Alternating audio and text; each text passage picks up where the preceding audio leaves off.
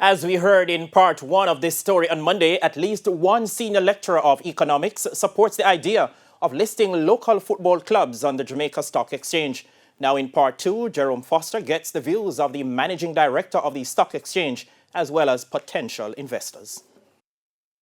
The Jamaica Stock Exchange was the fifth best performing stock exchange in the world for 2019, according to a report from Bloomberg.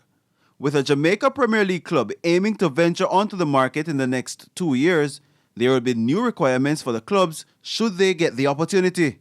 The club must prepare itself for reporting to its shareholders, reporting to the stock exchange on a quarterly basis, where there are material information, etc., and disclosure. Disclosure really is sunlight, but some people initially are challenged with that. Senior lecturer in economics at UWI Mona, Dr. Andre Horton, and the director at Montego Bay United, says the clubs have no option but to adhere.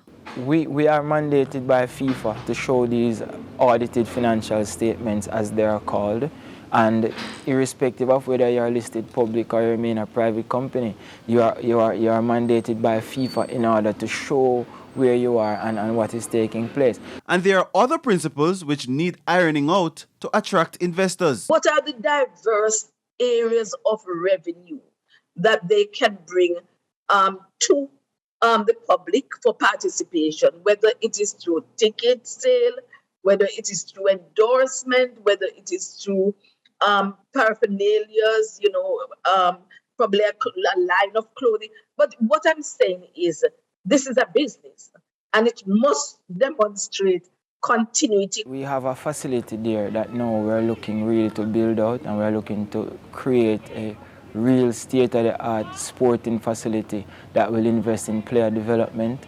And not only that, we'll be having other spin-off services that we'll be offering to the community of Montego Bay, as well as looking to get partnerships from abroad where other players abroad can come and use our facility.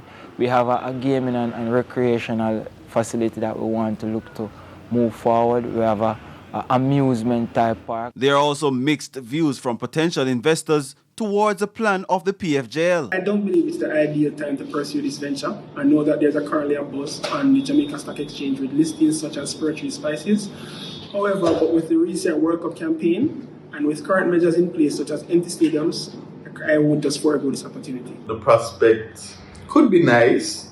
I don't know how well run these clubs are, but I'd have to, do my research. But I think it could be something that I'd look at and see. Because if there's profit to be made, I'd be interested. Football has been a main event that rallies community around, so it could be community-centric, and that, for me, gears people towards investing more in it. Whatever the outcome will be, Jamaican football fans and local investors might finally have the local game at their fingertips.